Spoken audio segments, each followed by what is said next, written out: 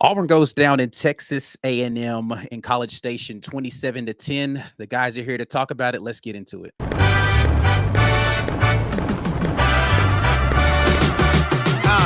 Pre-game, halftime, and post the whole time the chat live. We around our folks, but we gon' keep the chat tight, keeping out trolls. That's why you gotta get your green name on, your pre-game on, cause ain't nobody doing it better, reviewing it better, building rapport so you in tune with the players, with some grit, pride, stick, so you can scoop you some cheddar. Get your mug or your shirt with the letters. Game time.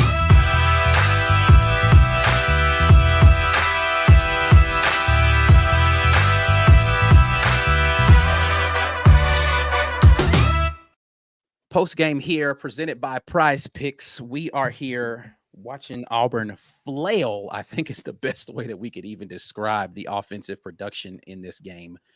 Production is a nice way of putting it because the offense did absolutely nothing. The only offensive touchdown, or excuse me, the only touchdown scored by Auburn was a defensive one. Yeah, I don't really know what to say in regards to this. It was not pretty by any means. Shout out to the good folks at prizepicks.com for sponsoring the War Report post game. Also, the folks at Vintage 2298. If you're in the Auburn area and you like to eat your sorrows away, then they have some really fine choice cuts of whatever type of thing you would like to eat there. And then also make sure that we shout out show sponsor Lynch Toyota of Auburn. Maybe you want to drive away from your pain. I don't know. You want to get in the car and just go away. You can definitely go and get something at lynchtoyotaofauburn.com. Shop their inventory there. But guys, does anybody want to start this off? I don't know. We got Dustin jumping in from hey, over here. So what's up, Dustin? What's up, guys? I hate seeing you like this, Dustin. I don't get to see you and talk to you much. I wish it was under better circumstances. You know what I'm saying? But good to see you. Yeah, man. It looks like it's looked over the last 4 or 5 years, right? Ain't much changed over here. Yeah, man. Yeah. Well, I'll say this, Mike, before you go. I was out for the midweek report. I actually had Auburn losing this game.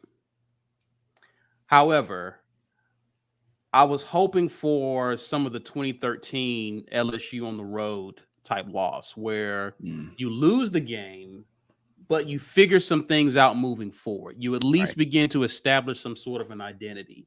You at least begin to identify who are the guys that you can rely on offensively to get some production offensively and build upon for future seasons. This was the worst case scenario in terms of a loss because you leave this game with more questions than you had going into it. You don't even know who your quarterbacks are. You don't know what to do in terms of like your running production. Defensively, I'm proud of those guys. You can't expect those guys to continue to play at the level they were playing and you're losing time of possession the way you were losing to Texas A&M. Yeah. They're going to give out eventually.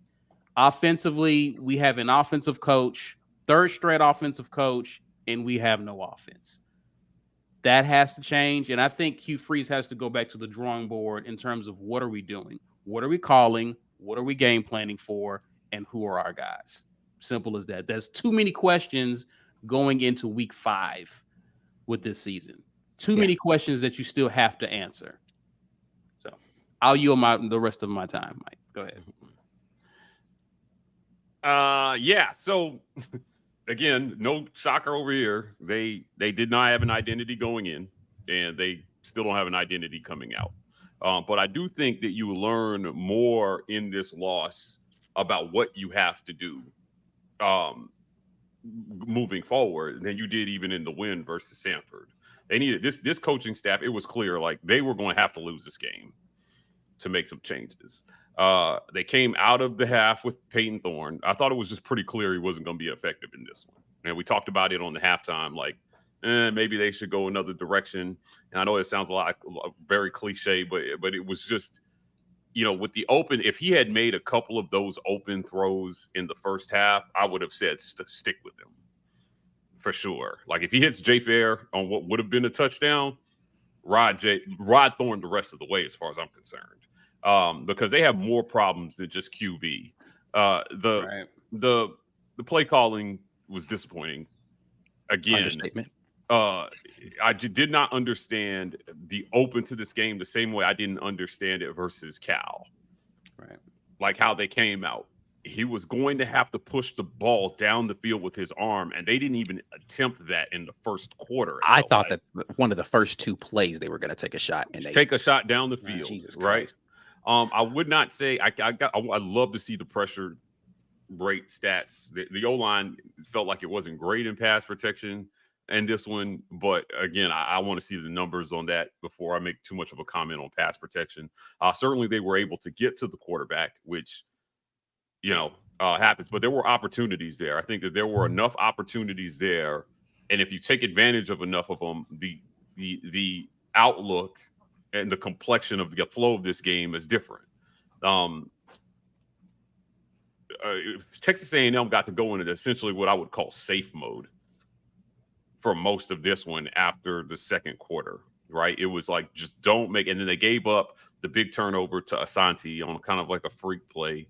But hats off to them, man. I was not as down on them as everybody else was. I thought that they played solidly against Miami, and I felt pretty confident that if that team showed up, Auburn would not be able to beat this team, that team. Even Texas A&M did not play well this game. We let them off the hook so many times. I don't know. I don't know what Texas A&M team you were watching that was good this game. I didn't say that. I didn't say they were good. I'm just saying I thought it was clear who they were, right? And they were that same team. They've been that same team the whole season. They showed the same team that showed up against Miami showed up against Auburn. I was not so much that I was high on Texas A&M than I was not. What is Auburn? What is Auburn? And we still have that question after this game. So there were a lot of things assumed by a lot of people about changes that would be made going into this one, and they didn't happen. And that's why I'm down on the coaching staff right now after this. I didn't understand the plan. I don't think the plan set the players up for success necessarily, and they really gave us no indication that there was going to be some big change going into this one, even though a lot of people assumed that it was. It looked the same. It looked very unimaginative. It was not great. It just wasn't great. Players have to make plays at the end of the day. I mean, there were some opportunities out there. I don't think it was a great throw by Robbie at the end, but I felt like Hooks, you just got Hooks should catch that. Yeah, right. You got to go up and make a play for your quarterback. That's what they bring you in to be a guy who makes that kind of catch. But, listen, that's not on Robbie Ashford nor Shane Hooks are the reason we lost this game. I'm going to go to the chat for a quick second, though, and then I'm going to let Dustin jump in here. Post-game reaction show. Otis Smith gets us jumped on. Holden QB1. It's that freaking simple, damn it. We'll see. Bring back Carson. No, sir. That is not the solution to this either. He looked exactly as porous and poor offensively. So I don't know what that's about. That's just frustration talking. I feel you, Oda. Holden moving forward. I don't think that they're ready to turn that page yet unless Robbie Ashford is actually injured right now. I don't think that Holden will get that opportunity. And he definitely threw 4 passes in this game. Robbie threw 4 passes in this game. So, I said unless Robbie's injured, right? That's what I'm saying. That's the only reason you would move to Holden. He took some hard hits. And then, do you want your redshirt freshman starting his first game against Georgia? Gentlemen, I don't think this coaching staff. I could be wrong. I just don't think this coaching staff has a lot of confidence in our passing game. Period. Just by how they call games. Obviously, the strength of this team is going to be running backs, but it just seems for some reason they don't feel a lot of comfort just by their ability. And this is uncharacteristic for a Hugh Freeze offense. I know Philip Montgomery has a lot of autonomy calling the game as well as developing the offense. It just seems when you think of a Hugh Freeze offense, I don't see this. And it just seems for whatever reason, there's a difference of philosophy in Philip Montgomery in terms of how he's calling the game, very run oriented. I know that was his style at Baylor and Tulsa, but it just seems for whatever reason, I expected an experienced quarterback in Peyton Thorne to come out and then just let him throw the ball. And it seems like in many cases, we were really conservative in terms of how we called the game.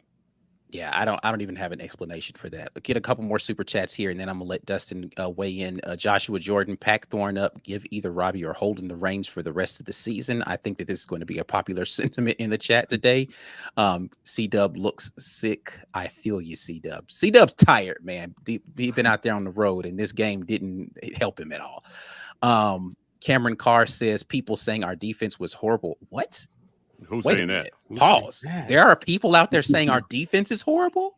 Please I don't know tag about me in that. those tweets or screenshot or something so I can get an explanation. They ran to get food every time the offense was on the field or something. There's I no don't know way how you anybody's say that. conclusion in this game is our defense is that's literally impossible.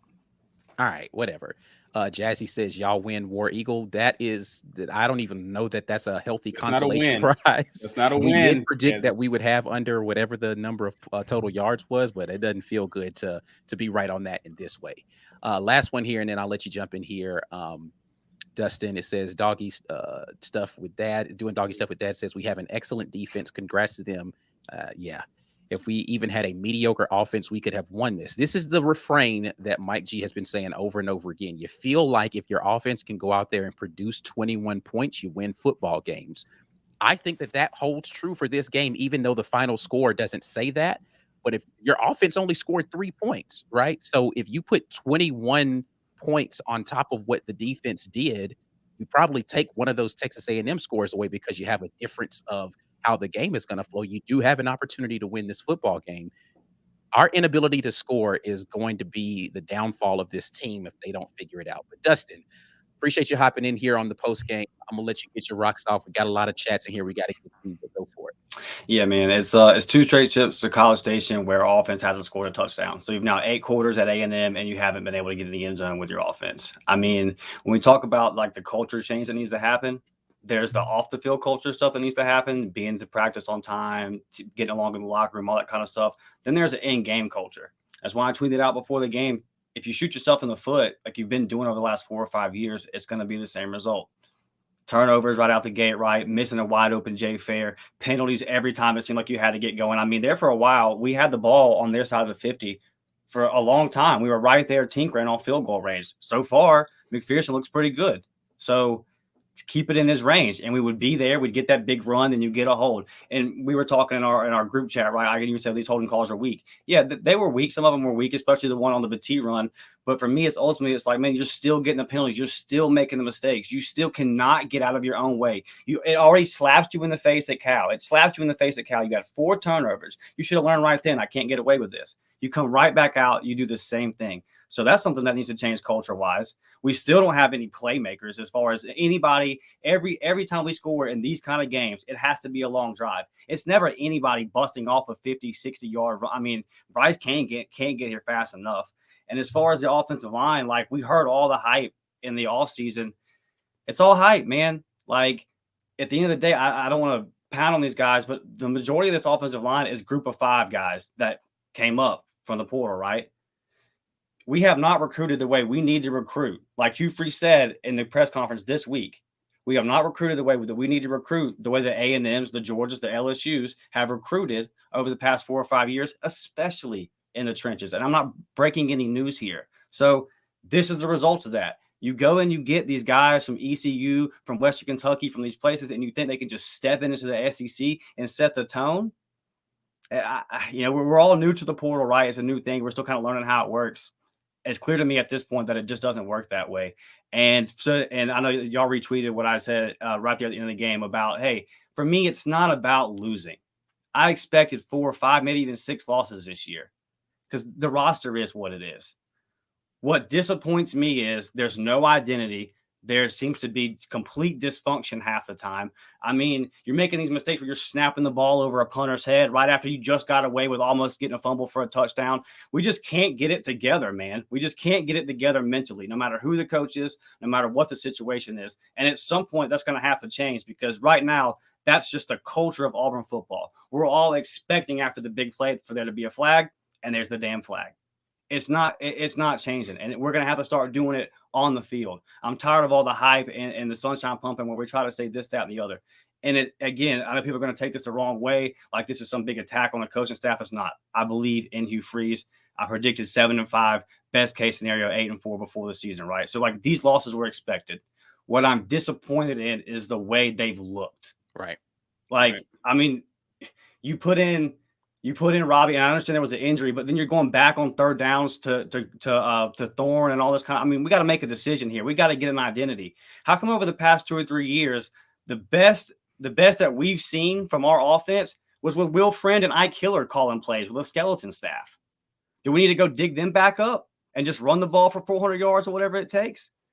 It is frustrating, man. It needs to be cleaned up. We got to start like y'all said. You wanted it to be like the LSU loss, where you say, okay, we're improving, but no, we have no idea 4 games in, and we're staring down 3 ranked teams that we're not going to be favored to win. It's this could be a rough month, man. We got to get it together.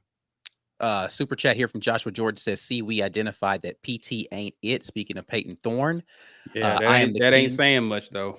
I am the King 334 says, I'm tired of seeing this Peyton Thorne experiment. Robbie or Holden, please. I knew this was going to be a frequent refrain today. Yeah. Brandon Lucas says, if that's our team, we're about to lose 7 straight games. Oh, that's rough. JT Martin, PT is a bum. Phillip needs to give up play calling. Hooks can't track the ball to save his life. The O-line looked pathetic. Defense tired. Gonna be a long year. Listen, it's a rough day. It's a rough day. But those young men have a lot of soul searching to do, and those coaches have definitely some things they need to figure out.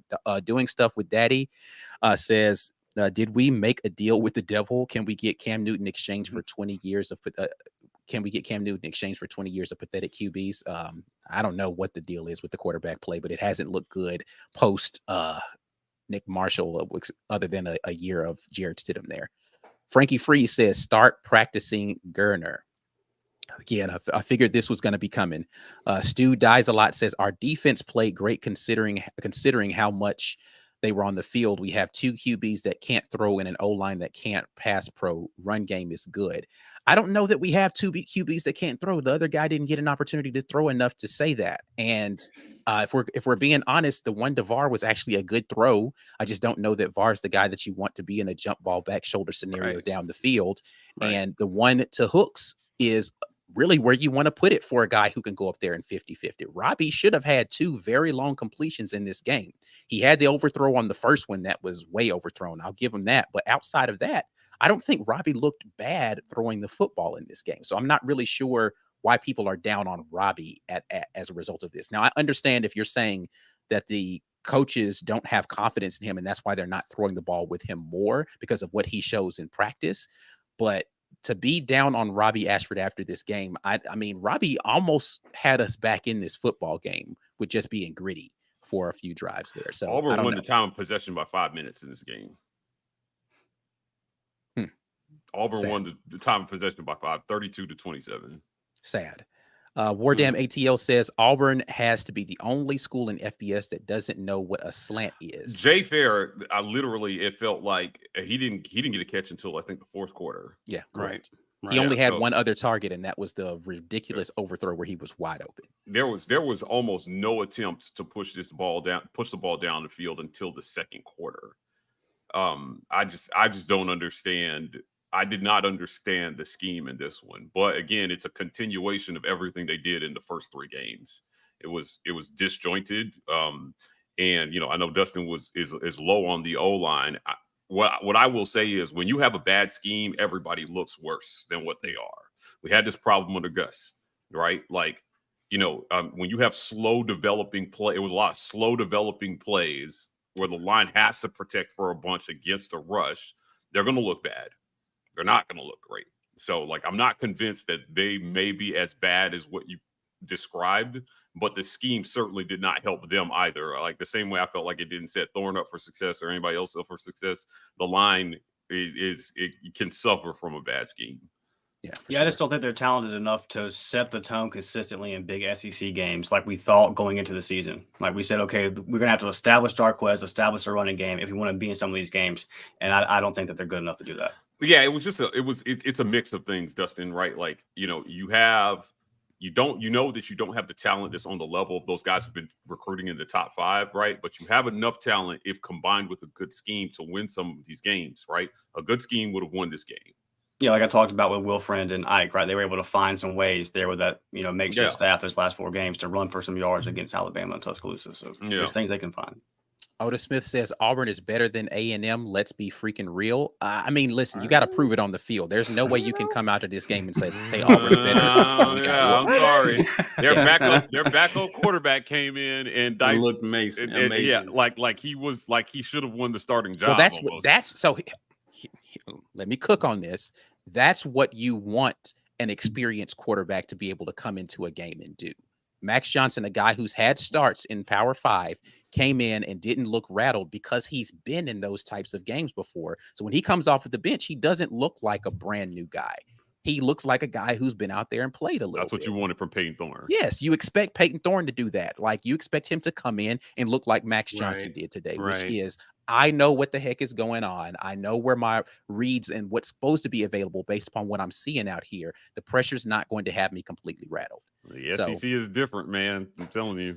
It's Jeremy different. White says, start Robbie the rest of the season. We're a running team. Let's let the game come to him. War damn Eagle. The threat of him to run certainly opened up some things in the run game because they clearly respected it. Yeah. They clearly respected his legs. And so, like as soon as you put him in, you could see the respect was there.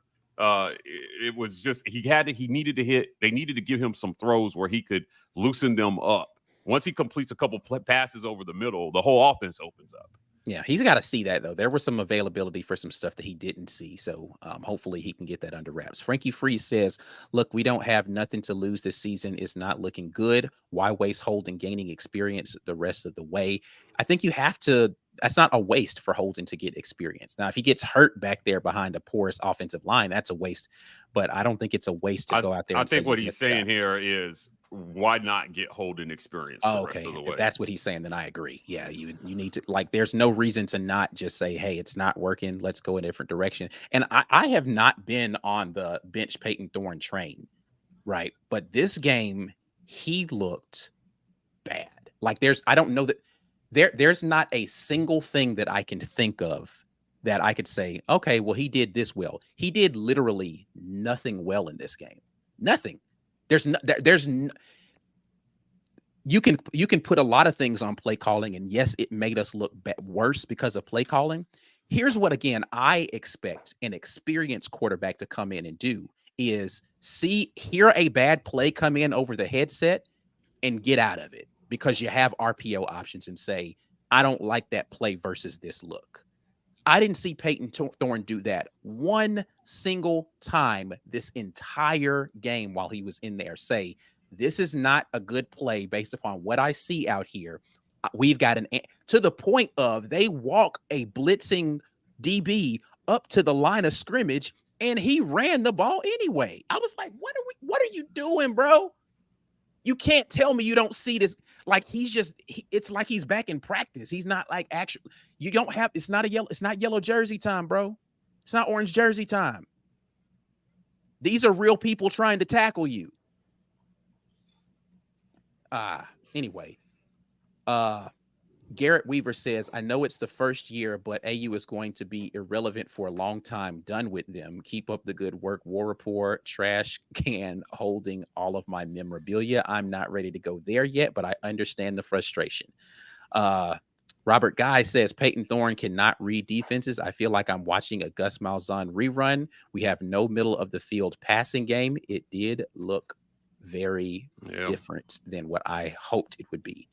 Jazzy jumps back in. Are we cursed? Obviously, I'm kidding, but why are we back here? If we aren't comfortable with Thorne, then why did we get him? We have two offensive gurus. Why aren't we moving the ball? Why are we whying already? This is a 5-star. This is amazing. Right here. This is amazing. Why are we whying already? This might be one of the best super chats we've had in the history of the War Report right here. I loved it. Gene Davis, there's a lot of super chat, guys. I'm trying to get through all of them. So is there a risk of losing our recruiting class with this 100%? Yeah. Like, again, if you're Cam Coleman and you were watching this, Jesus Christ, you're like, I want to go out there and do what Anais and Evan were doing. Right. But what on the other side? All right. Like, people, we're gonna flip Cam back. Not with that, we're not. This was head to head. Right. Come on, man. He's going. He definitely was watching this and saying, I know which offense is headed in the right direction. Hey, we're about to find out how good of a recruiter Walker White is for real. No, guys, I got this. Like, that's your only hope there is you got him. Hopefully that changes things. Who knows? But we'll see. It won't matter if you call crap plays the whole game. Yeah, you got to show something on the offensive play calling side, and they got to fix it. Lisa Wise, big defensive mistake, to rush only 3 and abandon the blitz against a backup QB, cost us 2 touchdowns to let him get in rhythm. I have to go back and watch those look plays. at the tape, But yeah, I mean, they did a good job of picking up our rushes, our blitzes too. They did, but like the reason why I'm okay with blitzing, even if you don't get home on each one of them, is what happened when Connor Wigman got hit, right? Not that he got knocked out of the game. The throw that resulted, like if he had stayed in the game and not the resulting throw was one that was not a good throw. Like you have to make the quarterback uncomfortable, and Max Johnson's not a mobile guy, right? Like you gave Max Johnson running lanes that were available because you just decided, oh, we're going to switch up our defensive game plan and not come at him the same way. When they started coming after him again later in the game, the throws were errant again. Yeah. So. Rick Casanave says RPO takes too long for this O-line and hits slow. Need to get Borges in the West Coast playbook from the library. Thing. Do you have do something unique going under center? Well, this is kind of my thing. A lot of those plays look very slow developing. And that's not RPO though. That's not the RPO is not a slow developing system. I don't know what they were running today. That was not RPO. Yeah. It felt slow to me. It felt very slow, and there was just a lot of hesitation out there by everybody. I don't know. Like I said, even in spite of that, there were still opportunities out there, but I didn't love it. I didn't love it. Yeah.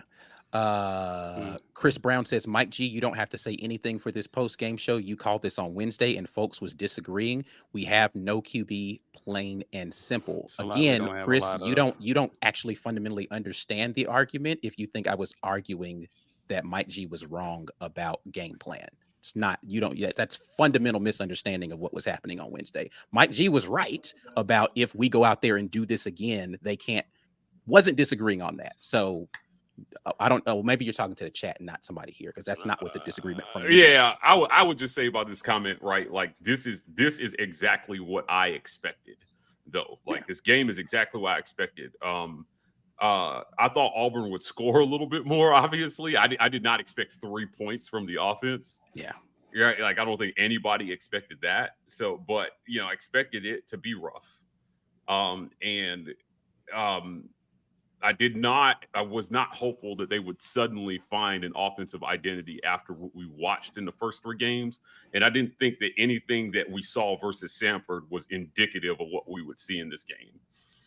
I think for most people, they were holding out the hope, Mike, that there was something in the tank that they was hoping to reveal for this game. Sure, and build off of that.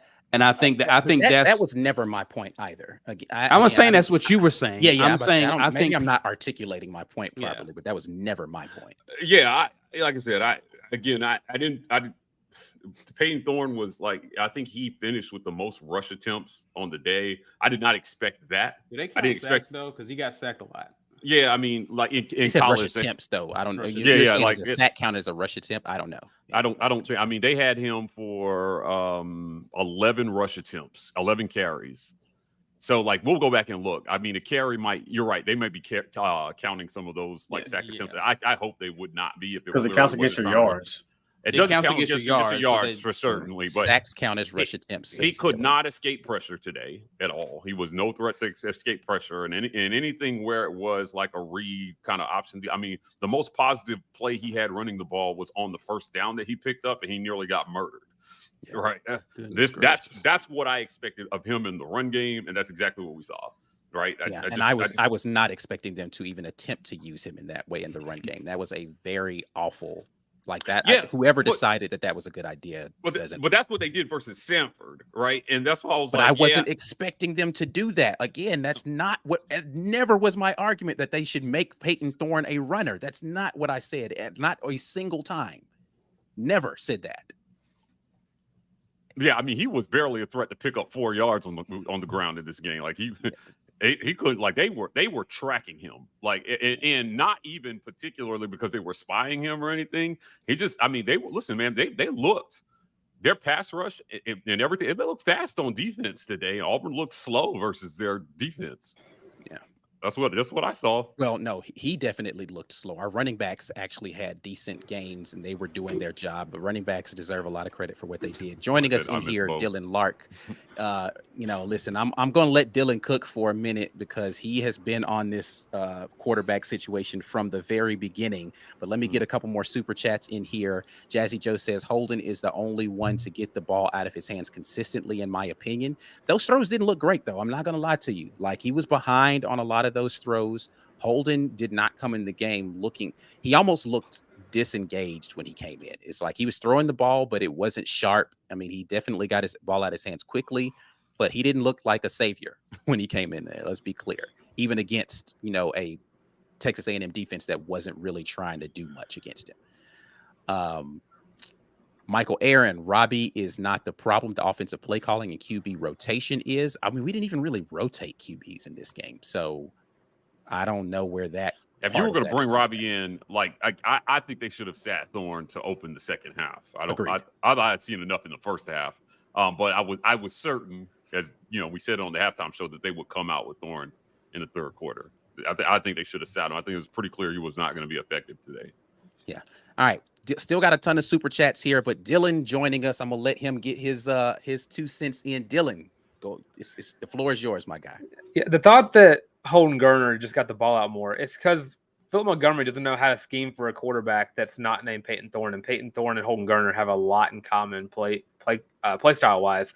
And Holden Geriner he looked rattled as well. He just because he's a young guy who's not ever really seen the field that much. I think he threw his 10th ever pass he threw at the end of the game. Robbie Ashford came in and won the quarterback room today. I will say it. Robbie Ashford's going to Georgia as he started quarterback. He had the best throws. I've heard a lot of chats. Everyone's coming at me. I don't care. Come at me. I don't care. You've been on this train for. I have been saying. I told you I was going to let you cook, man. Season long. Dylan said, "Come at me, dog." Cook. You can at your boy the Tank. It is right there. Tweet at me. Y'all are wrong. Robbie Ashford is the best quarterback on this roster from what we have seen today. Robbie Ashford is the best deep ball. He had 2 drops. That one overthrow, miscommunication. He threw a seam when it was a post route. That's all it is. If you hate Robbie Ashford, something's wrong with you. Robbie Ashford has the best deep ball. He's the best runner on this field. He fits our strengths best on this offense. Nothing about Robbie Ashford to tell any fan that, hey, this guy is not better than anybody else on this roster. Yeah. All right. Hey, listen, I'm not going to disagree with you because I think Peyton Thorne looked abysmal in this game. And, as far as who's the best quarterback on this roster, I think Robbie Ashford gives you something additional that defenses have to think about that will allow you to call plays differently, if not better. And I think it's time to figure out whether or not that is an element you need to add to your offense, right? Because what you're doing right now ain't working. And if you're going to come out and run the first 2 plays that we ran today and against Cal and against, if you're going to run that type of offense that requires a quarterback that can run, Peyton Thorne is not the solution for that. You can't run that offense with Peyton Thorne. You absolutely cannot. On the 4th down, right? Yeah. Like if that was Robbie, and Thorne didn't miss Frazier wide open or whoever the tight end was streaking. But if that's Robbie, he takes that thing for like 10, 15 at least. Right? Yeah. Hear me out. Like, it's almost like they bought what they saw versus Samford. The coaching staff. It's almost like they apparently bought what they saw. Apparently they did. Apparently they thought that he was going to RPO his way to another 100 yards. Because, hey, coach, I know I wasn't running before, but I'm healthy. But you've seen him run in practice, right? You do realize, listen, I know we're crapping all over the offense, and that's the obvious thing to do. But let me give some props to some people really quick.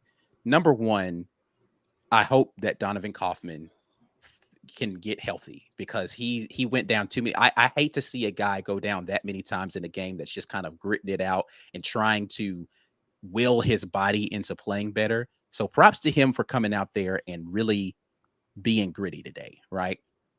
But my Lord, why was Eugene Asante not playing before this season?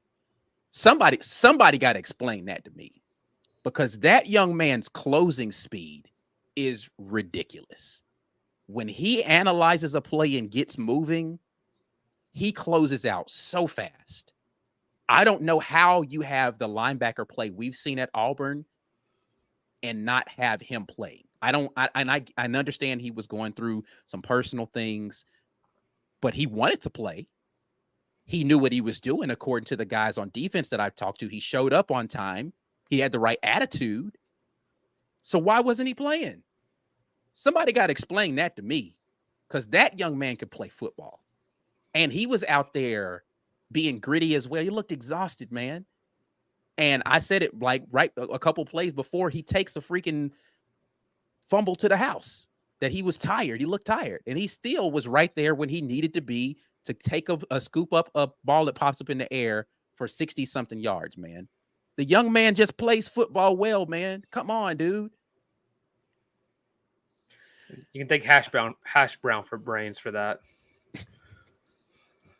I told you I'm letting you cook, man. I'm not. This is Dylan Unleashed at this point. I will say, I love the fact that Eugene Asante gets the excuse for playing well this year that it's Harson's fault last year. But when Robbie Ashford comes in and plays well, everyone still hates him and doesn't blame the fact that he was playing under a terrible offense last year. That's why Mike has said this multiple times. I don't know that you can talk about anybody's talent level from last season based upon what we saw under that last coach, because everybody looked better the last 4 games of the season. Everybody, literally, the defense looked better the last 4 games of the season. The offense looked better the last 4 games of the season. We had multiple players that had 100-yard rushing performances in the last game of the season with the same offensive line. So is our offensive line terrible, or was the play calling terrible? It can't be the players if they play better when you change the scheme up. Like, it'll be interesting to see what Hugh Freeze has to say. In the Monday presser, I asked him about letting a quarterback get settled, right? Like we saw, that's clearly the plan against Stanford was make Thorne the dude at all costs, right? They thought they saw enough. They came out and they threw the ball. And he said in the presser about this one, he said that, he thought he did some things well. There were some bad throws that they want him to correct. But he also said that you have to play well. You have to play well. You have to do your job well. So come Monday, when we have to ask him about this again, it will be interesting. Oh, they're going to ask him about it in the post game. I want to hear what he's saying in the post game. Yeah, right. Like, what about your quarterbacks? Like, and what are you going to do? What is the plan moving forward? How do you fix this? What is this offense? I will see how much of this does he own and how much does he put on execution and players and things of that nature, right? Like, I want to hear how much of this he's going to own on what we saw. Yeah, I definitely want to hear some coaching accountability, and not, when I stepped in there and called a couple of plays we scored on. I want to hear some accountability for what the game plan, because now this is 4 games into the season where I haven't loved the game plan coming out, right? And so at some point in time, we've got to drop the, whatever. I don't care if because to me, it's the issue isn't so much play calling, right? Like there are some play calls that are head scratchers. But the first drive is scripted. The script was bad, and it's been bad multiple times. At some point in time, you have to say, we're going into this game with a bad plan. And that ain't got nothing to do with who's holding the play calling sheet on game day. That's got everything to do with how you prepared coming into the game. You decided on Tuesday before this game, we're going to go out here and we're going to run Peyton Thorne a couple of times. And then you ran it in practice a couple of times, and you got to Thursday and you did your final installs, and you're like, yep, that's what we're going to do. Somebody has to take ownership and say, that was a terrible decision. My bad. And if that's not Coach Hugh Freeze, I don't know who needs to bite the bullet on that. But you're the coach. At some point in time, you look at the play sheet and you're like, hey, this is crap. We're not doing this. We're doing something else. I do want to see who. I would love to see the who's calling who, play call wise, because this looked mostly like a Philip Montgomery game. This only seemed like Philip Montgomery. I don't want to hear them throw the players under the bus after this one. I just don't. Right, I get that the players have to make plays, but I don't think they were the primary problem here. All right. Appreciate the time for Dustin jumping in after the game. I'm sure he's going to have some time to go and cook on this when he gets onto the Up Tempo when they do their recap. So you guys make sure that you are following the Up Tempo podcast. B Will's jumping back in here. Let me get back to these chats for a minute, though. We got a lot of them coming in. Joshua Jordan Thorne refused to make a decision until it was too late. I like that Robbie and Holden will at least make a quick choice. More slant passes, please. Robbie looked a little tentative sometimes too, though, right? Like, I think in Robbie's mind, he was saying to himself, I don't want to just go out here and run every time it shuts down. And he wanted to try to make some plays with his arms, but I think he could have been a little more decisive to take off running. And he had, again, some opportunities where he could have let the ball go a little bit earlier that he didn't. But he was also less likely to take a sack than Thorne was. Yeah, I mean, he's just more athletic. So. Yeah, he only had 4 passes in this game. I don't know if we're gleaning anything from Robbie Ashford in the passing game from this one. I don't think that's fair. He had 4 passes. He was 1 for 4.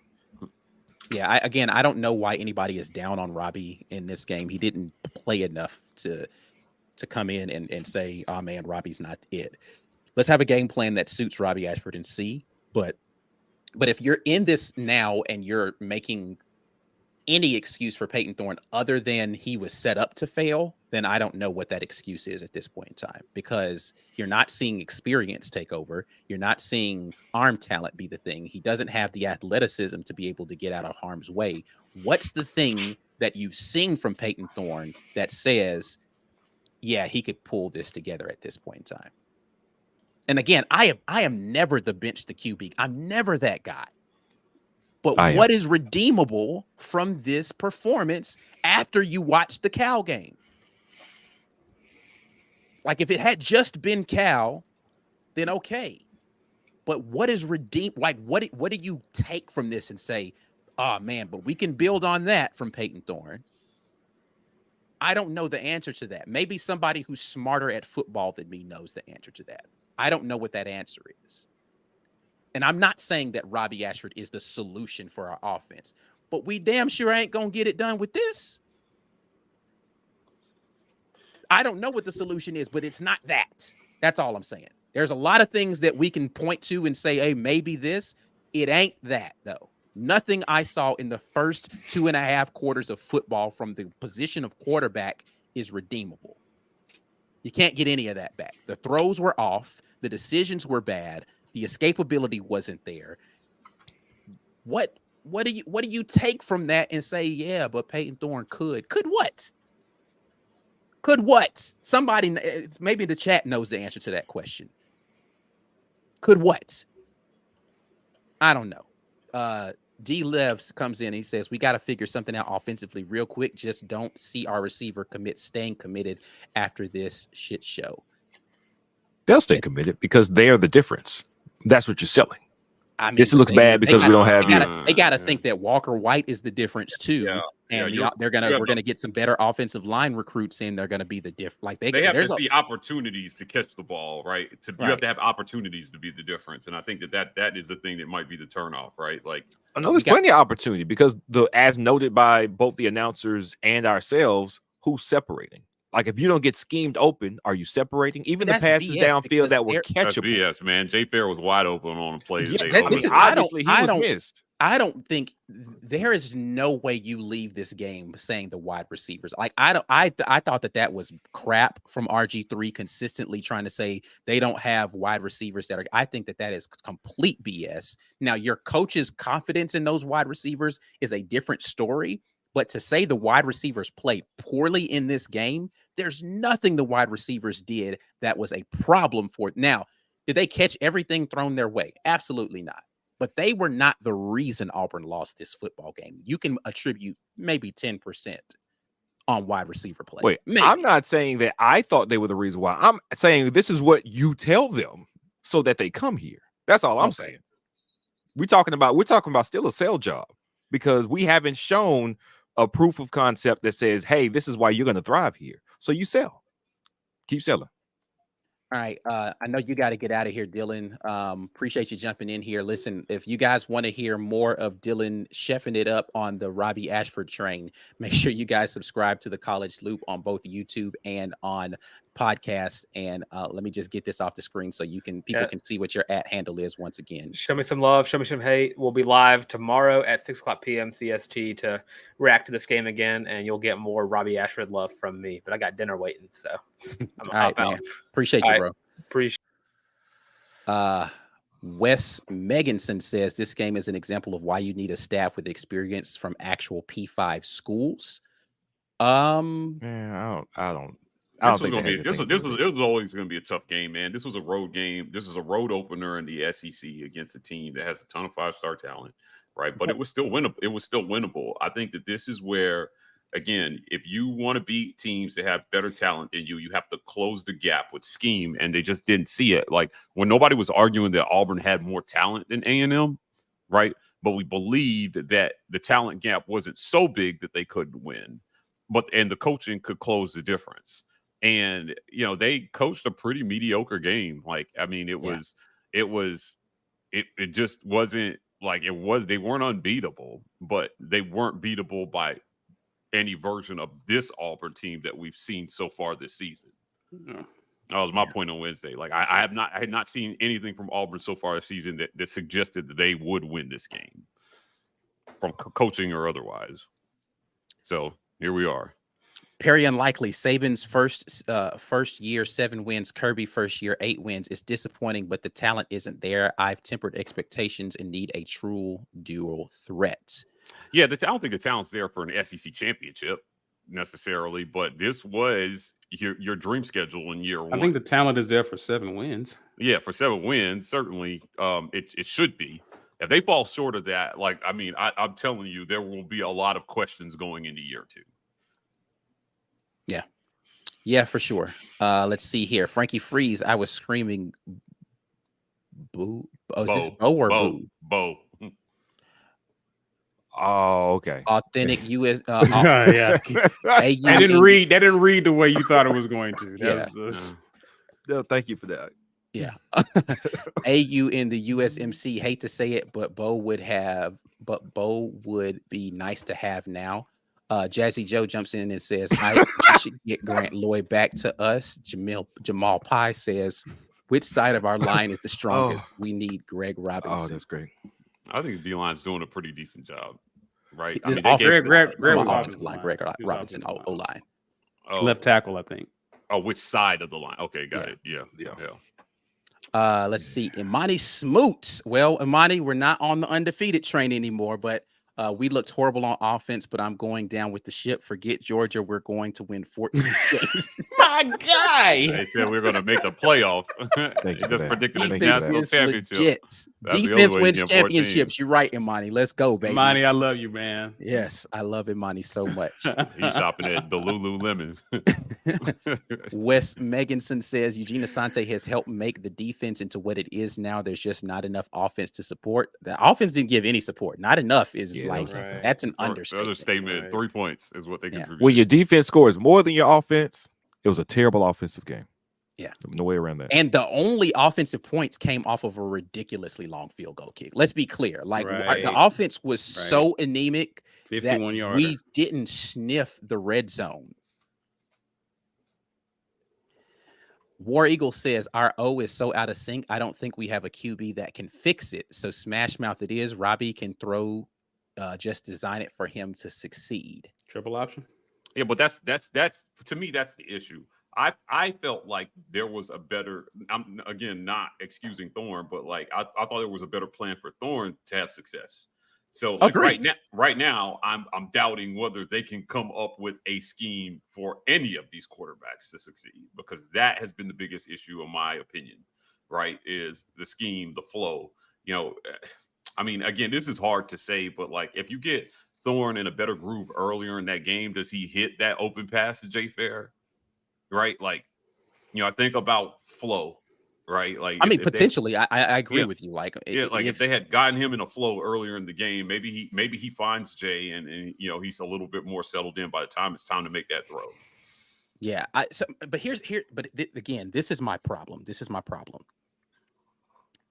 Everything you're saying is correct, but you bring in an experienced QB because he's not supposed to get easily rattled. I don't disagree with that. You bring him in because, all right, we called. All right, you know what, Peyton? We hung you out to dry on that first drive. Let's go back out here and get it together. And he comes back out there and he gets it together. If Peyton Thorne needs to have his hands held like a redshirt sophomore, play the redshirt sophomore. Right. If a bad game plan is going to take you off and you need to get him in rhythm and all this you're supposed to be experienced enough to say, Coach, I got you. You know what? We went out there first drive. Don't worry about it. At no point in time after the multiple drives after that first failed drive did Peyton Thorne look like a college football quarterback that belongs on a Power 5 team. No point in time. Somebody said this earlier, and I didn't get it earlier. And let's go back to it. Riley Mobley says, I'm convinced that Peyton Thorne and TJ switched bodies, looked exactly the same. B. Will was right. This offense is shit. Well, I wouldn't say. Well, no. I will tell you, all my Michigan State friends warned me. They all said, hey, man. They warned me about this. And I don't say everything because people accuse me of being too negative, but Freeze. We had a lively discussion about holding the coach accountable. This is where media comes in to hold the coach accountable. You said that we would see improved quarterback play because you are good at developing QBs. Where is it? Right? So are you going to take responsibility for that, or are you going to throw the quarterbacks under the bus? Yeah, I mean, now is the time to develop somebody, right? Like, yeah, because you thought you could develop Peyton Thorne by giving him an opportunity and taking some pressure off of him, and you tried this and you tried that and you tinker with this and you tinker with that. I think now is the time to say, let me see the QB gurus that are out there on this staff develop one of these other kids, whether it's Robbie or Holden. I don't care which one it is. I'm not advocating for one over the other.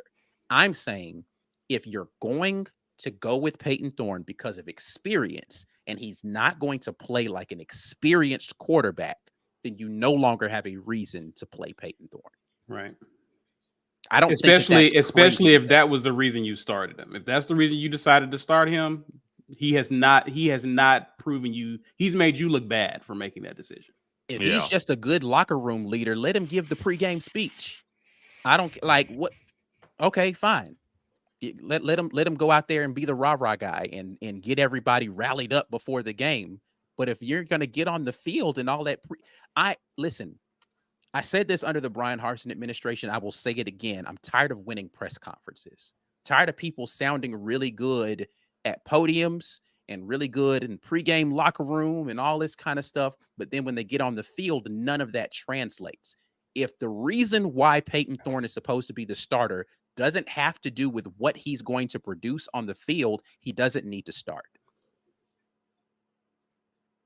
Again, I'm the last dude to say bench the QB, but someone please tell me whether you think the other guys are better or not is not relevant. Let's take them out of the conversation and tell me what Peyton Thorne has done that gives you confidence in him.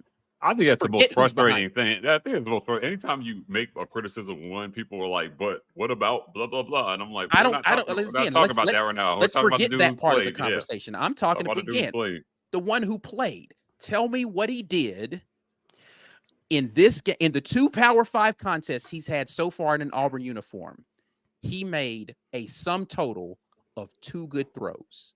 Mm-hmm. I will say that again. In the Power 5 contests that he has had so far, he has made a sum total of 2 good throws.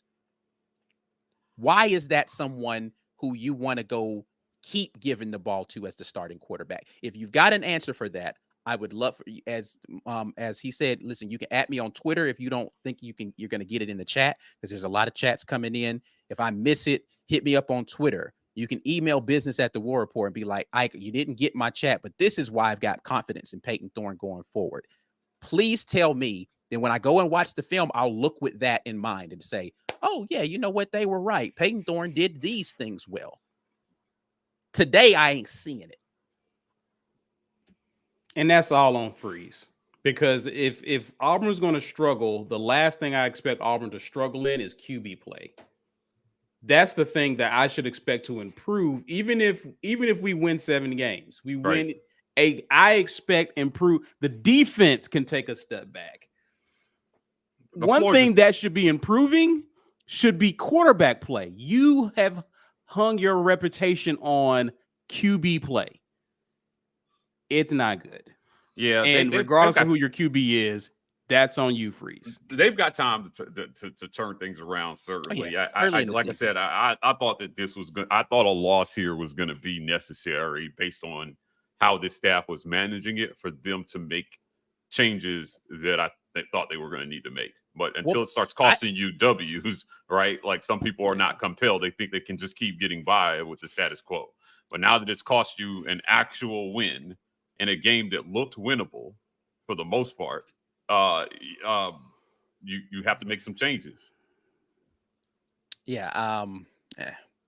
Robert Guy says Thorne can't do anything. I want Robbie back. Nothing, huh? Can't do anything.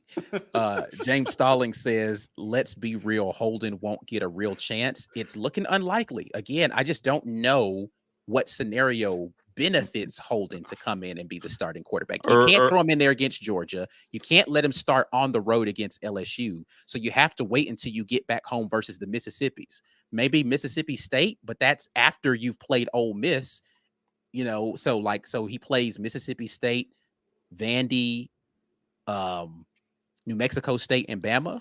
4 games at the end of the season. I don't know. I mean, what was very telling to me was on that 3rd down late in the game, they threw Thorne back in there. Well, that's because Robbie got hurt. He got hurt. Okay. Yeah. But he got hurt. Yeah, but to your point, they didn't go to Holden in that scenario. Yeah. And that's why I'm like, I don't know what at what point in time do you say, hey, we got to have confidence in the young man? Maybe because it was a 3rd down and I don't know. I don't know, man. I don't know. I guess you don't put Holden in that situation, to be fair, but is there a fair, and that's my point. Is there a fair scenario for Holden Geriner at this point in time? No, no, because they burned it with the way they managed it the first 3 games of the season. Well, that's what I'm saying. At this point in time, what's fair to Holden? You're going to throw him to the wolves against Georgia, LSU? And then say it's not, and then say he's not good enough. Look, he can't throw either. Like this isn't like what Bama did when they put their backups in against South Florida. You're going against some of the best teams in college football the next 2 weeks. Are you going to start him versus those guys and then call that a fair shot? Yeah. If he doesn't look good, did he get a fair chance? Now, if he looks great, then you look absolutely asinine for ever starting Peyton Thorne. But if he looks bad, is that fair to Holden? Right. No. Just like it wasn't fair to expect Robbie to make a huge difference in this game once he got in the game. A 10-point lead, I think it was 13-3 at that point. Yeah. Based on what our offense had done and our defense had just started to get tired. Hey, man, that was it. The time to make this change was way before we blew all those opportunities with a drive on their side of the field and way more opportunities. Peyton Thorne looked bad enough for long enough to realize, all right, I saw this against the only Power 5 competition that we had before this, and that wasn't even a good team, and I saw it here. The hope that I think in any of these coaches had, and y'all mentioned this earlier, what Johnson did for Texas A&M, that's what I thought we were getting in Peyton Thorne. When Hugh Freeze jumped out in his mug and said, hey, we got a guy that we like. We're not going to go after every quarterback. I see y'all mention at me on Twitter about every quarterback that jumps in the portal. No. We're waiting for a guy that we really like. Word. All right, buddy. Word. This who you really like? Okay. Word. Now we passed up on Casey Thompson, and I think he's out with another injury. So that he has injury problems, and that's been his story for his entire career. So God bless that man. And maybe that wasn't going to be a great deal either. However, this is who you wanted. You talked about leadership. You talked about maturity. You talked about high football IQ. The funniest thing about all that is none of that means you can play football. Yeah. It doesn't. You can be a really good coach. Yeah, but it means you're a really good coach, likely. Yeah. You can be a really good coach, but none of that means you can play football. And so we're looking back at his years of experience and his starting, and even when they weren't great in 2022, he still was fairly productive.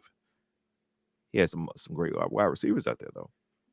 So what it becomes is, as a head coach and as an offensive coordinator, what do you see in this guy that you say, I can recreate some circumstances or create some circumstances around him where he can thrive? To be fair to the coaches, I do think we have had those opportunities in spurts. It's not that the entire game plan has been awesome. It's not that the play calling has been great for every drive. But what I have seen is, for enough drives and plays, the opportunities are there for the plays to be made. A good throw to Jay Fair, but we're at least in field goal range. Maybe it changes. Jay the flow Fair of the probably game. scores on that. He He probably scores. I'm trying to be conservative about if that. he puts that ball on the money, he walks in. So, and that's why it's so hard to talk about how, well, play calling, yes, with how they opened the game. And to your point, they scripted this, which means they said, we're going to get them with this. Really? They'll never see this coming. You had already shown him the dude could run in the previous game, bro. Like, that's not catching. You were not catching people off guard with Peyton Thorne in that way. That ain't how it's going to work, man. Come on, man. So if that was how they were going to attack, the only defense I could see for that is, it's kind of similar to what Gus did with the run. Is like, all right, I'm feeling y'all out. Were y'all paying attention? Or did y'all just think this was a fluke? Oh, they in there. Okay. So we should have something open downfield then. We did. But the quarterback couldn't hit him. Couldn't see it. It's crazy, man. We got a starter at quarterback who is 2 years and 4 games into as a starter. He's got that many reps, and he actually absolutely whiffs on the 4th start of his 3rd season, 2021, and now in 2023. The only silver lining, if you want to see something, is that Bo Nix actually got better from that point going forward. Peyton Thorne, I don't know. Like, I would also say in 2021 there wasn't a better quarterback on the roster than Bo Nix at that point in the season.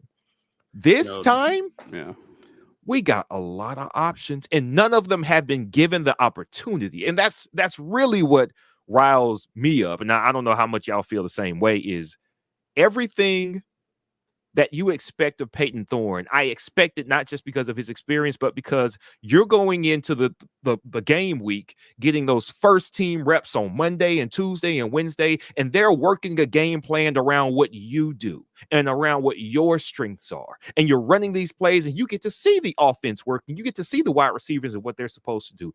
Robbie's over there throwing to some guys, and Holden's over there throwing to some guys, but they're not throwing to the guys that you're throwing to on that play. They are scripting this for you to succeed, and you fail. And they come in here kind of having spectated all week and like, yeah, I guess this is how it's supposed to go.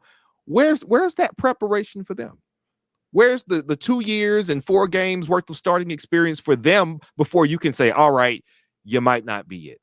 Where's the investment in the other quarterbacks so they can make this develop, so they can try to make a leap? I'm not telling you that they're it, but I'm telling you there's no way you can know off of what we've given them so far. So far, what we've heard is Peyton Thorne, well, he was kind of pressing, so I gave him the job so he'd stop pressing. Hugh, he's still pressing. It didn't fix anything. It doesn't look bad if Thorne comes out and plays well. Right. Doesn't look bad, but now we got to revisit all of that. We definitely have to have a conversation about what we've seen. What did we see in a different way? I don't even want to do that tomorrow. We're going to do it, though. But I don't want to.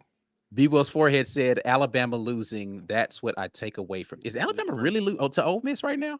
7-6, but Ole Miss is Ole Missing. So, I don't. Drake Barefoot says Holden is the future. Make him the starter to get in-game experience. Win or lose, he needs the game experience. Why go down with a transfer instead of someone who committed out of high school? That's what I'm saying, man. Go with a guy and invest in him. Invest.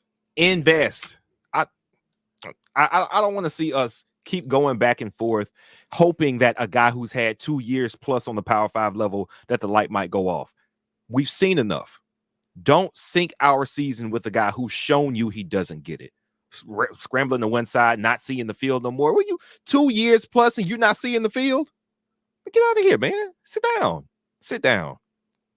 Joshua Jordan, in our P5 games, Peyton Thorne misses open wide receivers on throws or just doesn't see them. That's not the game plan being bad. That's just bad QB play. Again, I think there's a mixture of both of those things, that there's bad game planning and bad QB play, but I don't put all of Peyton Thorne's struggles on the game plan. I do put a portion on it. I think that's not a good game plan for him, but there is some better QB play that Auburn is owed at this point in time, if that's the guy you're going to roll out there. Right. Once again, we're not done, but we are going to get back into your comments here. But make sure, if you guys are in the mood to go shopping for a car, maybe you need some retail therapy and you need a new vehicle, you know what I'm saying, to drive, go for a long drive, go get an electric car or something. They got a couple of good ones over there with Toyota. Just go for a long drive where you only got to charge the car up and let your mind be free or whatever. Lynch Toyota of Auburn.com is where you can go browse. Even if you don't want to pay for one, maybe you just need to go look at some vehicles to get your mind off of football. Take some time away from football and go look at vehicles. Lynch Toyota of Auburn is the place that you can go and do that. And then maybe you find something you like and you pull the trigger and you decide, hey, man, I want a new Toyota or certified pre-owned vehicle from some other thing. Head over there. We're going to get back into the comment section. You guys are still going strong in the comments. We appreciate you for jumping in here with us. If you haven't already, go ahead and like the video. We've had over 1,000 people in here, only 105 likes. Maybe y'all don't take out being mad at Auburn on me. Like the video, man. We ain't got nothing to do with that. I didn't play a single down of football today, man. Like our video. Don't be like that. Rick Cazenave says you don't find gamers if they're not in the game. This should be, I don't know if that's in the Bible somewhere, but this should be a revised Bible scripture that says you don't find gamers if they're not in the game. Hey, you know, the football Bible should have that in there as chapter and verse, whatever it's going to be. This is Rick Cazenave, 3:16. You don't find gamers if they're not in the game. I'm with it. Robert Guy says somebody needs to take the C off of Thorne's jersey. Like T.I. took that chain off old girl in ATL. Captain Crunch. Captain. Did y'all y'all watch Big Bang Theory? I watch most of it. I probably won't remember. There's an episode of Big Bang Theory where Sheldon he had sewn some captain's bars onto his shirt when they're going out and playing paintball, and he was like, "I don't deserve these." He starts trying to rip it off, and he's like, "But apparently my my sewing skills are immaculate." That's Peyton Thorne in the locker room right now. Guys, I don't deserve this. Man, our uniform guys really put this on here. I'm sorry, that's not funny. It is funny. Jazzy Joe, maybe let Holden practice with the ones at the bye week and commit. I mean, that means you're going to come back from the bye week playing against LSU, but at least he'll have some more time to get it figured out. I don't know. Maybe. I'm curious to see what Hugh Freeze has to say. Especially on by Monday. I'm not sure what he's going to say today, but I'm curious what his after thoughts he's had a chance to go watch the film. Yeah. Let's revisit whatever you said in the post game, because a lot of it's going to be, I don't know, we need to have a chance, to watch the film a little bit. Like, you're going to get a lot of that. And I want to see that level of somebody. You just jinxed Bo Nix, by the way. Whoever said Bo Nix is killing it, he just threw a pick. Like, don't jinx it, man. Let the boy go out there and play the game. Conservative Cowboy, Bama blocked Ole Miss's punt, got the ball on the 1 yard, 1st and goal, and ended up 4th and goal at the 18 and got 3 points. Wow. The dynasty's really over. Wow. That is Gus levels of what in the world is happening with your life right now. Yeah. But yeah. Oh yeah, here it is. I thought I saw somebody say it. James Stalling said Bo Nix is killing it. As soon as as soon as that super chat popped in, he threw an interception. So again, I mean, Oregon's gonna win that game though. I mean, no, never mind. There are some people who were hoping that Oregon wasn't win that game. I wasn't. Listen, Colorado needed double overtime to beat Colorado State. Colorado's just an average team, man. They don't have a good defense, and offensively, that takes them way too long to get going. That's the problem. They got a really good quarterback, but it takes them too long to get warmed up. They don't have the room for error like they had against Colorado State. Right. Absolutely. So I have a question then, and it's about why didn't we see Cobb at all? Yeah, we did not see Jeremiah Cobb play in this game. Did he even get any snaps? I don't remember seeing him. Especially You think you would have saw him after Damari got hurt. went out, Yeah. right? Yeah. So I mean, well, no, to be fair, Batsy was killing it. I thought he had a very good running game. This He is was one of his getting better. This is one of 6, his 7, better 8 yards games. of run. I Yeah, mean, he was getting had the a great game. opportunities. So Right, he got the I opportunity. think every time he's gotten the opportunity, he's played fairly well, though. So They're saying in the chat that he played. He did play. okay. I didn't see him out there. They didn't give him any touches, so let's just say that if he was Right, in the game, that's what he I didn't mean. touch the ball ever. There were no called runs for Cobb this game, Yeah, and that was a bit of a surprise because again, I thought Even at every the time end he of the gets on game, the they field- brought Steven Jackson in as the running back and not Sean Jeremiah Jackson, yeah. Cobb. Yeah, Sean I keep Jackson. calling this man Steven Jackson. I don't know why I keep doing that. I just want him to be an All-Pro NFL running back for some reason.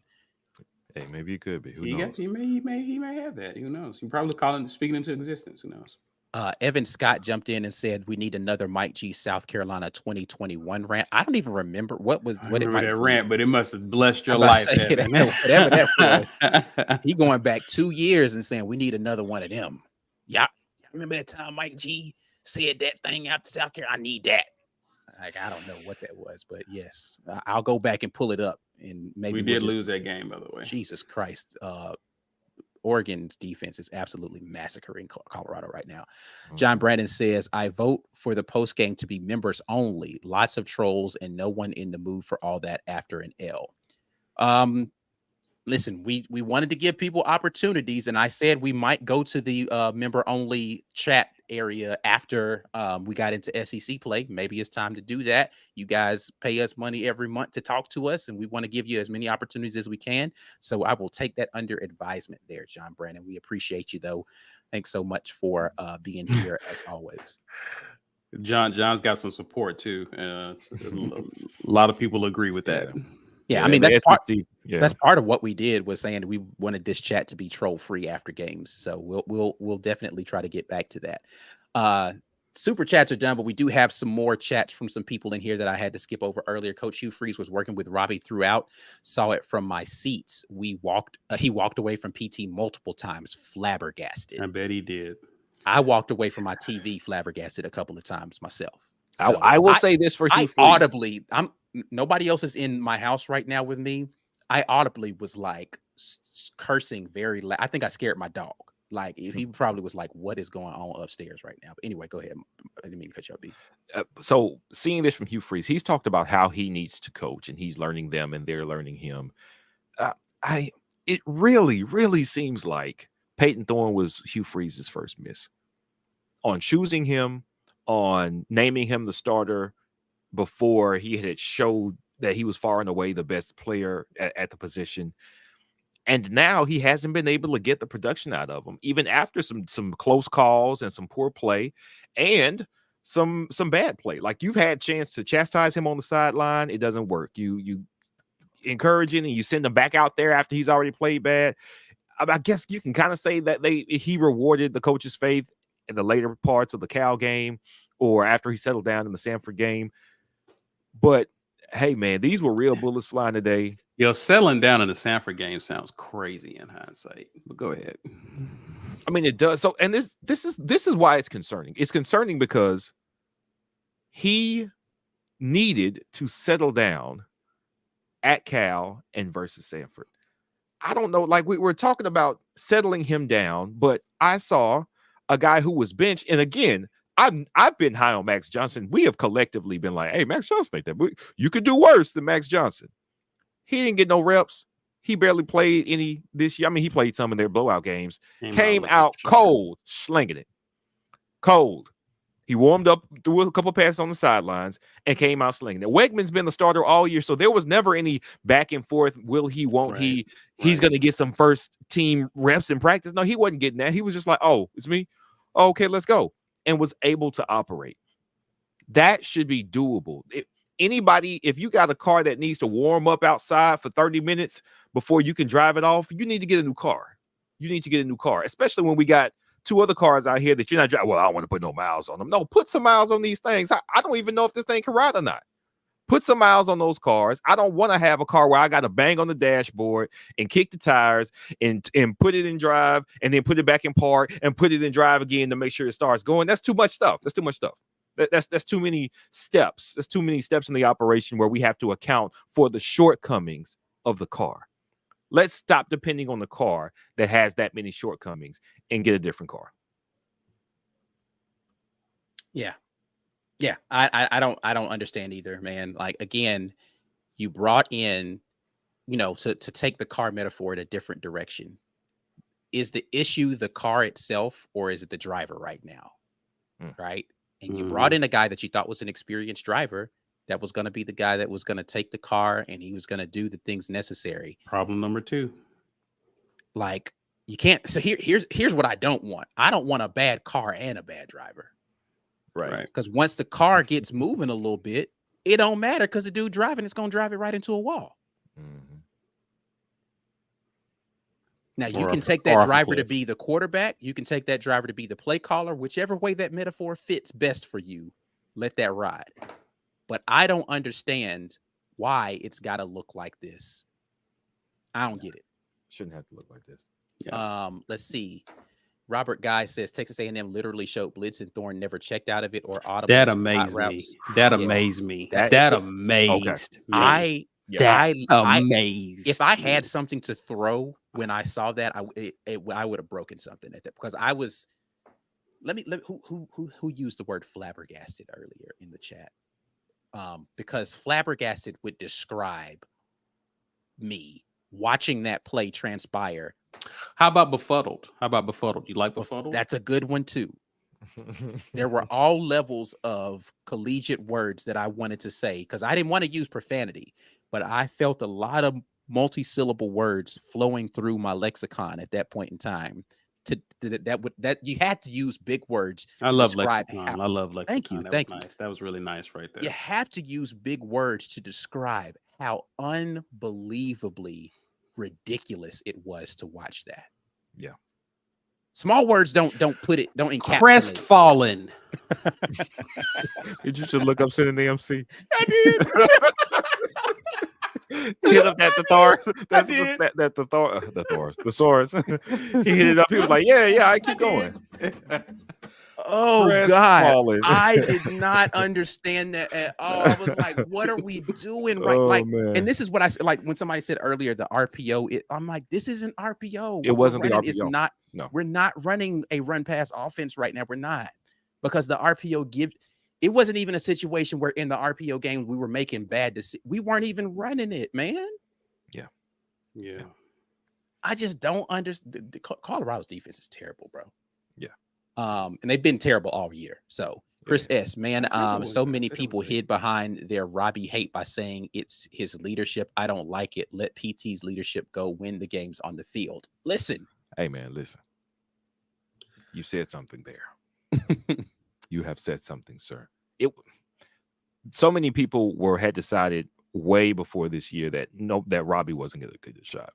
They had just decided mentally. They made that up. You see, he's thrown 4 passes, but people are out here acting like he's Nathan Peterman and threw 5 interceptions. He's not. He's not that bad. We don't know how good or bad he can be because he hasn't been giving that fair shot this year with a better staff. I do still think it's a better staff and a better offensive line. Yes, we looked rough against the pass today, but what I saw us able to do with Peyton Thorne at quarterback and the running backs getting good yards, you cannot tell me a O-line that can block well for running backs when there is no running threat at quarterback can't find more yards, can't produce more yards with a running threat at quarterback. We just saw this last year. We couldn't. Tank was getting contact 3 yards before. 3 yards in the backfield. Tank is getting contact, and he is fighting and scraping to get to a 0-yard gain or a 1-yard gain. They switched some things up. Will Friend and Ike Hilliard do enough to find 200 and 300 yards on the ground per game for 4 games. We have seen this before. Now, in those cases, we saw Brian Harsin before he got fired saying, well, this is the best way forward, and we're going to find a way to teach these guys a passing offense that's professional, and they're going to learn these principles, but they can't do it. They can't do it. That sounds all well and nice, but what you were asking them to do, they couldn't do it. we're in a similar situation now where obviously what you thought you were going to be able to execute with Peyton Thorne, he can't do it. He cannot do it. I've seen enough to say that. So what's the plan from here going forward? Are you going to put Holden in there and see, hey, can you do it? Because we want it to be about passing, so we need the best arm possible. Okay. You want to do that? Sure. Or let's let a guy who burned the league up for 4 straight games with more running back depth and a better run blocking offensive line. Let's do some things we did last year just to see. Why not? Why not? Or here's the thing, right? Again, if you're saying to yourself, I want to display an offense that can throw the ball, you haven't shown that, right? So if you're going to run the quarterback anyway, why not run the guy that's more proficient at it, number one? Or you pivot and say, we're going to give the young guy a shot and let's go out here and sling it. So that you can show it will begin to look like the offense that you've been known to run.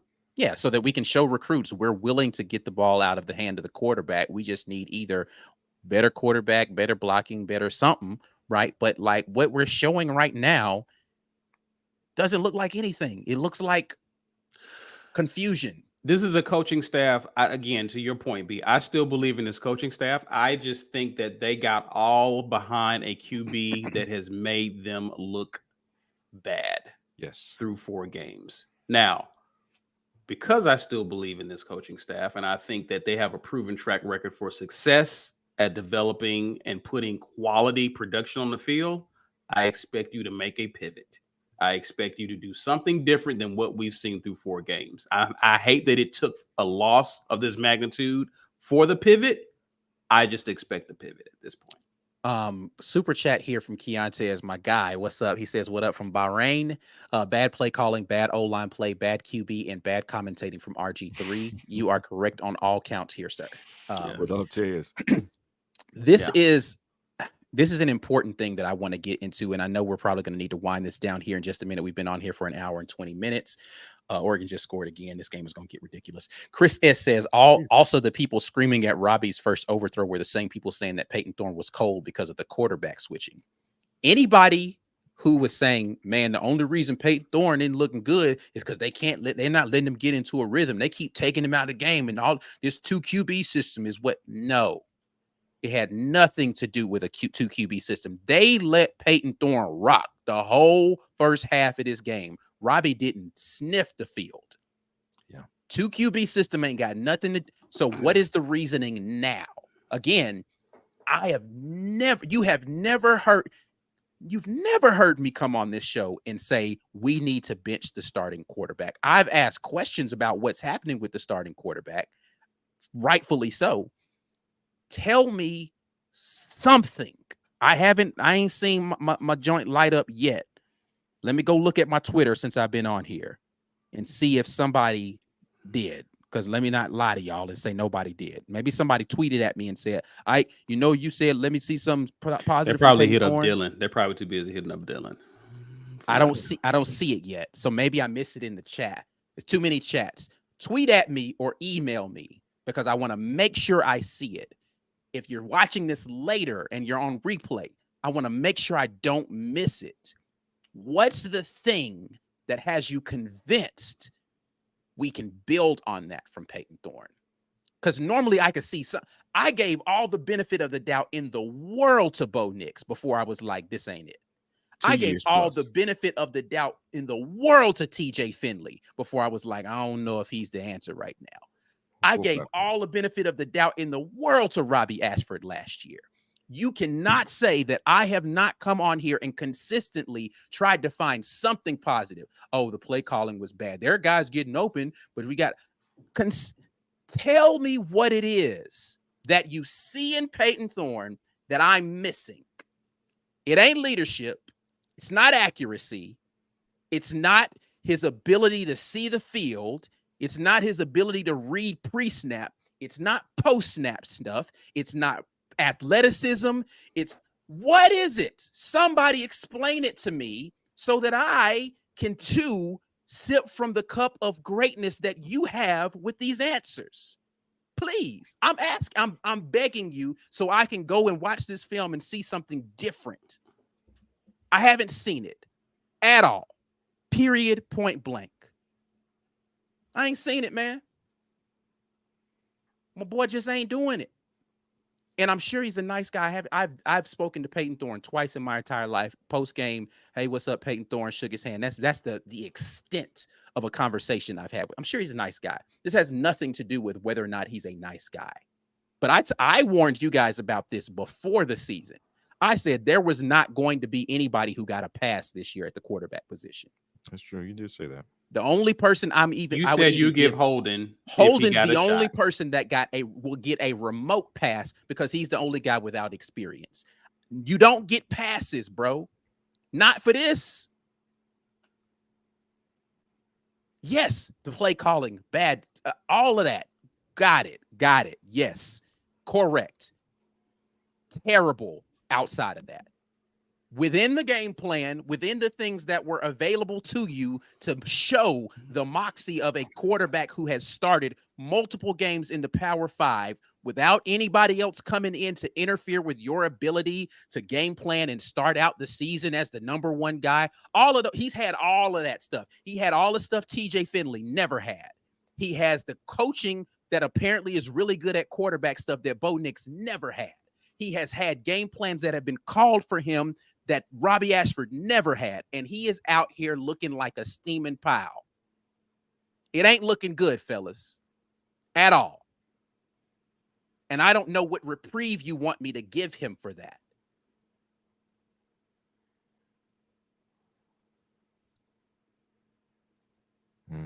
I'll look in the chat and maybe somebody got an answer. Do I need to phone Jesus? Somebody got to tell me something. Yeah, what Black Jesus said. Black Jesus, you in the chat? Black Jesus is out helping the rest of the world. He's like, I'll check back with y'all later. It was pathetic, man. It was pathetic, bro. Literally not one redeemable thing other than him showing some extreme grit and attempting to go get that first down. I like his heart. Yeah. I like his heart. But nobody went out, and if you watch the freaking Planeteers, said they wanted to be the little Indian boy. No, that's not the ring you want to get. The heart. Monty? Was that? Nobody wanted to be him. I don't remember. Heart. Yeah, that was him. Yeah. Super chat here from Jazzy Joe, man, saying you didn't give Grant Lloyd the benefit of the doubt. Because he looked trash from day one. And Grant Lloyd was another transfer quarterback who had started games. Why would I give him the benefit of the doubt when he was trash the whole time? Be good. If you're going to transfer in with experience, you don't get benefit of the doubt. That's not how that works. He was a full-year starter from the team that he came from. No, he was bad there too, though. So he shouldn't have come in here. Was the problem? Yeah, he was bad where he was. You can't come in here unless someone's willing to take you. Just like KP says, I'm tired of getting hit with these QB's Jedi mind tricks. You know what? I want to this point, right? I think we have to contextualize this, and we'll do a better job of this tomorrow when we aren't hot off this ass whooping that A&M gave us. But Hugh Freeze's situation coming in when he did was you've got two guys. One is really inexperienced. One is not fine-tuned enough for your liking, and you've got to go and get somebody else. So the first portal window, you weren't attractive enough, maybe, or you didn't have enough. Or you had your guy and other things, extenuating circumstances. He didn't come. That's true. It was something you couldn't control. You couldn't control that. Right. So you get a guy out the second window and you say, I think I see enough. Long term, anybody calling for Hugh Freeze's job here, like that's so. No, we're way too early in the Hugh Freeze. And to be fair, I have seen that. You just browse Twitter. Oh yeah, listen, I have no doubt that there are a lot. Because listen, there are a lot of people who were never on the Freeze train to begin with. They were waiting for a bad. They were waiting for moments like they were quiet when we was doing all the all-star recruiting, and now that he's finally shown, he's dropped one, and now they're back out. The Boo Birds are back out for him. So that's absolute nonsense. There's no way you come in here. We were here saying this when Harsin was the coach after year one, which was no, it didn't look great. No, 6-6 is not acceptable. You let a guy build to what he's trying to build before you evaluate him. Now, we shouldn't be getting worse. And that was reason enough to fire him. We should not be getting worse year over year, but you don't come out here and expect everything to be cleaned up in one cycle. Yes, we did. I still think we improved the offensive line.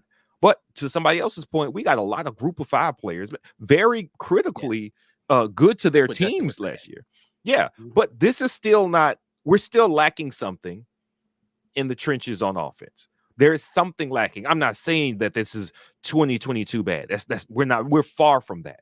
We saw our running backs get 4 and 5 and 6 yards per carry. And what I saw last year was like -2 yards before you first made contact with a defender. We are way beyond how bad we were last year. Right. This first loss being like this and with this guy, I am not hanging Hugh Freeze's. I'm not asking him to, well, can you be accountable to your entire offensive reputation based on your first loss as a head coach? So no. Coach Hugh Freeze was giving proactive apologies. When you go back and listen to his press conference, he's like, hey, listen, I'm trying to tell you guys, we're not very good. That's basically what he sounded. Now, in retrospect, that's what that sounds like. We're not. He started talking recruiting. He was like, listen, man, they got 5 stars.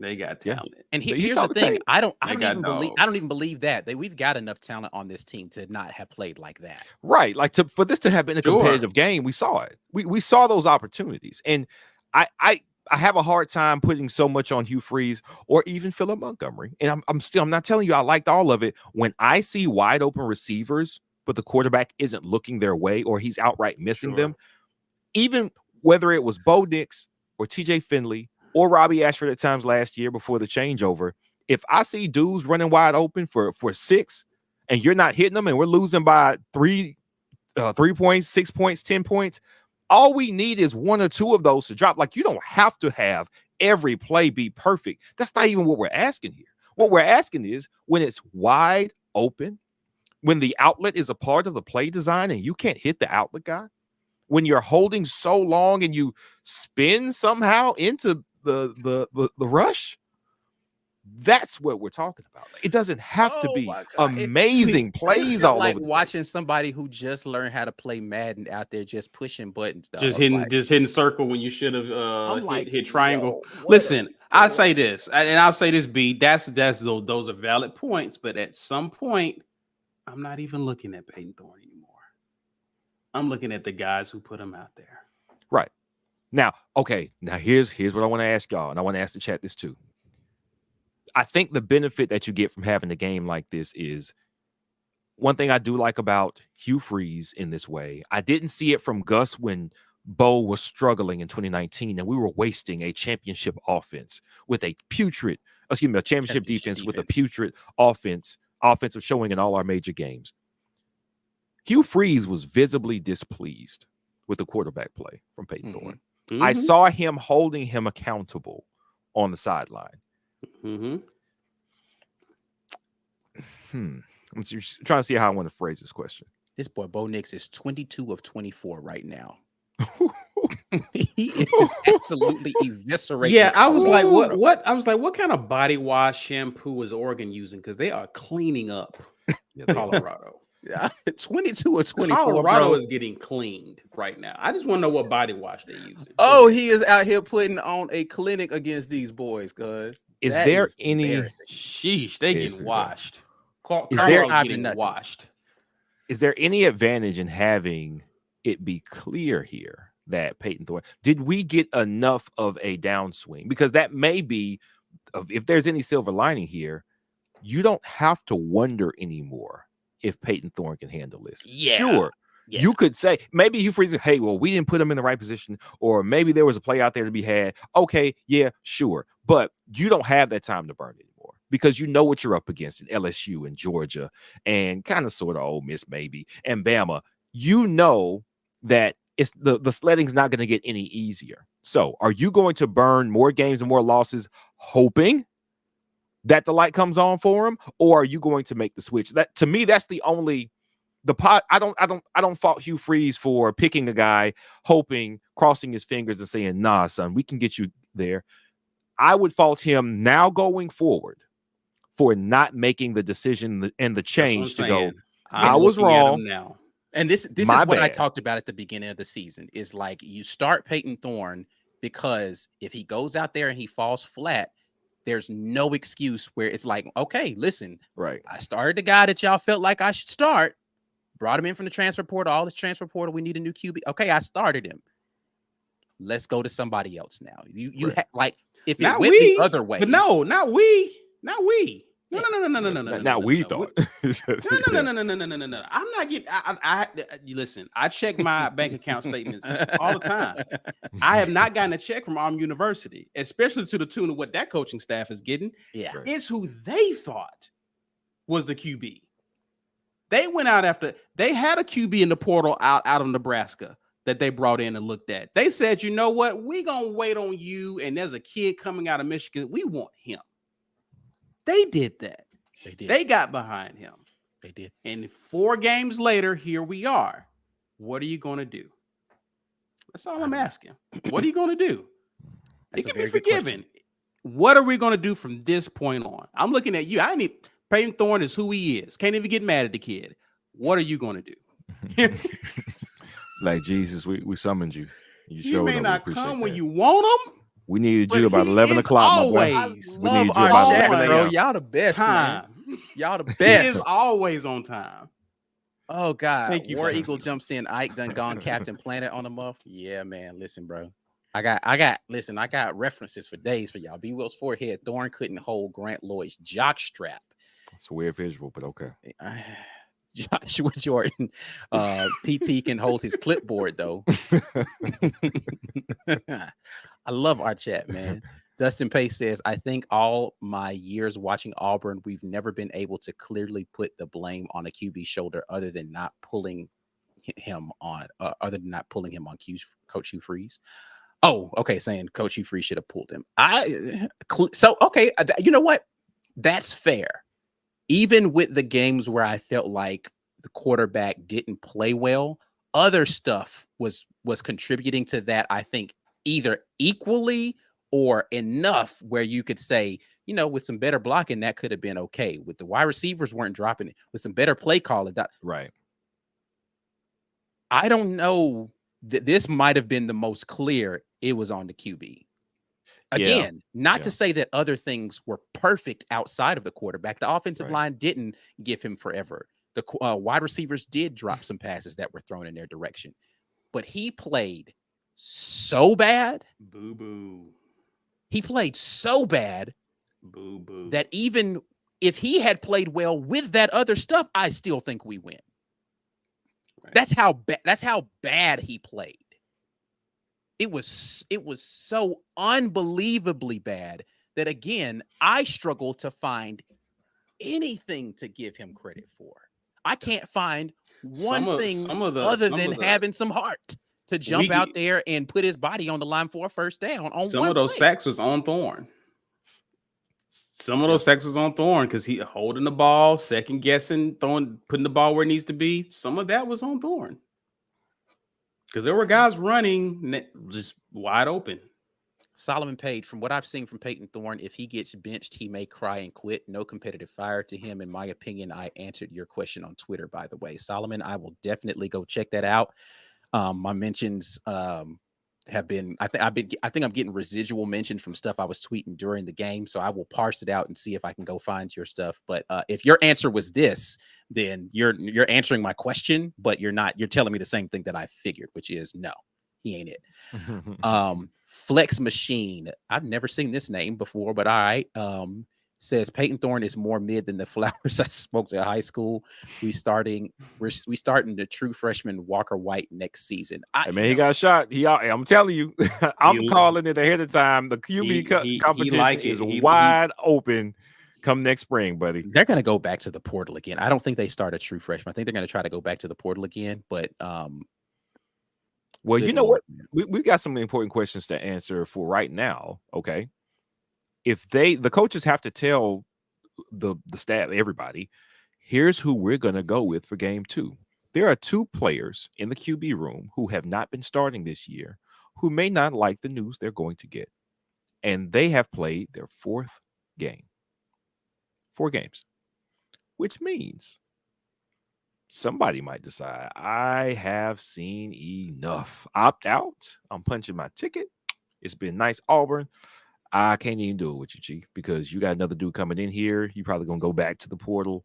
What's his name? Well, Peyton Thorne technically can transfer out if he wants to because he was a graduate. So one can be his free pass and one can be a graduate transfer. So if he wanted to leave and play somewhere else after the season, he could. Buddy, Will go into the NFL draft, which I imagine he would if He might need to do that. gets he's passed going over if he for if he has hopes to be an NFL quarterback, He might need to. he's going to need to transfer somewhere else.